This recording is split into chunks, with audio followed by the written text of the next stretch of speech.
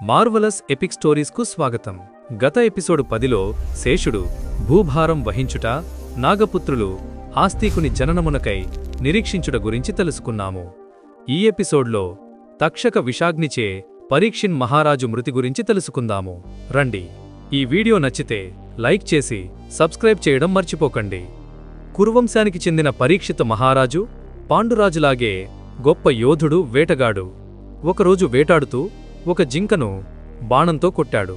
ఆ జింక దూరంగా పారిపోవడంతో దాన్ని వెంబడిస్తూ అలిసిపోయి దాహంతో శమీక మహర్షి ఆశ్రమానికి చేరుకున్నాడు. అక్కడ మౌనవ్రతంలో ఉన్న శమీకుణ్ణి చూసి, జింకను చూశావా అని అడిగాడు. మహర్షి సమాధానం ఇవ్వకపోవడంతో కోపంతో అక్కడ పడి ఉన్న పామును మహర్షి మెడలో వేసి వెళ్ళిపోయాడు. శమీక మహర్షి కుమారుడు మహాకోపిష్టి అయిన శృంగి ఆశ్రమానికి తిరిగి వచ్చి తన తండ్రి మెడలో పామును చూసి జరిగినదంతా తెలుసుకున్నాడు. కోపంతో పరీక్షిత్తును శపించాడు. నేటి నుండి 7వ రాత్రిలోగా తక్షకుడనే సర్పం పరీక్షిత్తును కాటేసి యమలోకానికి పంపుగాక అని శృంగి తండ్రి దగ్గరికి వెళ్లి శాపం గురించి చెప్పాడు. శమీక మహర్షి కళ్ళు తెరచి కుమారుని చర్యను ఖండించాడు. నాయనా, ఇది తపస్సు చేసేవారికి తగదు. రాజు మనల్ని రక్షించేవాడు.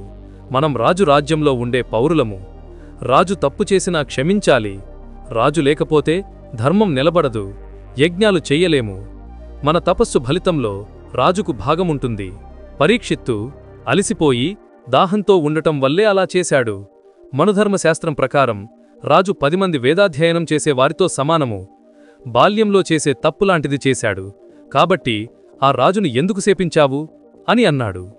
తన శాపానికి తిరుగులేదని శృంగి చెప్పడంతో శమీకుడు బాధపడి తన శిష్యుడైన గౌరముఖుని ద్వారా పరీక్షిత్తుకు ఈ వార్తను తెలియజేయమని ఆజ్ఞాపించాడు. శాపం గురించి తెలిసిన పరీక్షిత్తు తనను క్షమించమని శమీకునికి సందేశం పంపాడు. తక్షకుని విషాగ్ని జ్వాలల నుండి తనను తాను కాపాడుకోవడానికి ఒంటిస్తంభం మేడను కట్టించి మంత్రి సైనికులతో రాత్రింబవళ్లు కాపలా కాస్తూ అందులోనే గడిపాడు. శృంగి శాపంతో ప్రేరేపింపబడిన తక్షకుడు పరీక్షిత్తును చంపడానికి మార్గాన్ని వెదుకుతున్నాడు. కశ్యపుడనే బ్రహ్మహర్షి బ్రహ్మదేవుని ద్వారా భయంకరమైన విషాన్ని నాశనం చేసే దివ్యమంత్రాన్ని పొంది పరీక్షిత్తును బ్రతికించి ధనం, కీర్తి సంపాదించవచ్చని బయలుదేరాడు. ఈ విషయాన్ని గ్రహించిన తక్షకుడు ముసలి ముని రూపంలో కశ్యపునికి ఎదురై అతని ప్రయాణ ఉద్దేశ్యాన్ని అడిగాడు. కశ్యప మహర్షి తన వివరాలు చెప్పగా తక్షకుడు నవ్వుతూ, మునీంద్ర, ఆ తక్షకుడు నేనే. నా విషాగ్ని జ్వాలల ముందు నీ మంత్రవిద్య పనిచెయ్యదు అని ఎదురుగా ఉన్న పెద్ద మర్రి చెట్టును పూర్తిగా తగలబెట్టేశాడు. కశ్యప మహర్షి ఆ చెట్టు బూడిదనంతా ప్రోగుచేసి తన మంత్రవిద్యతో దానికి ప్రాణం పోశాడు. అప్పుడు తక్షకుడు, మహర్షి, నీ విద్య పరీక్షిత్తు మహారాజును నేను దహించినప్పుడు పనిచేయదు. ఎందుకంటే శృంగి మహర్షి శాపంతో పరీక్షిత్తు ప్రాణం ఎప్పుడో పోయింది. అయినా అతన్ని రక్షించడం వల్ల నీకు వచ్చే లాభమేమిటి? ధనమే కదా.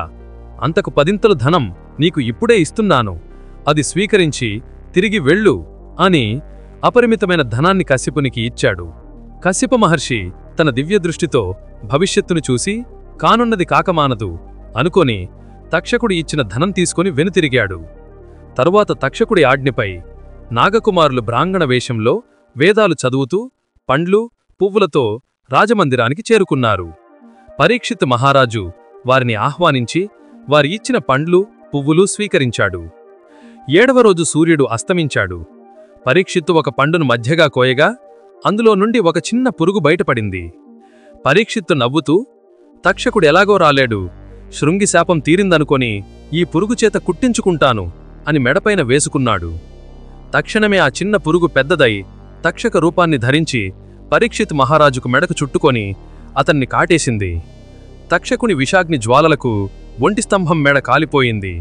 తక్షకుడు ఎక్కడ నుండి అదృశ్యమయ్యాడు. ఆ తర్వాత మంత్రి, సామంతులు పరీక్షిత్ మహారాజు కుమారుడైన జనమేజయునికి పట్టాభిషేకం చేశారు.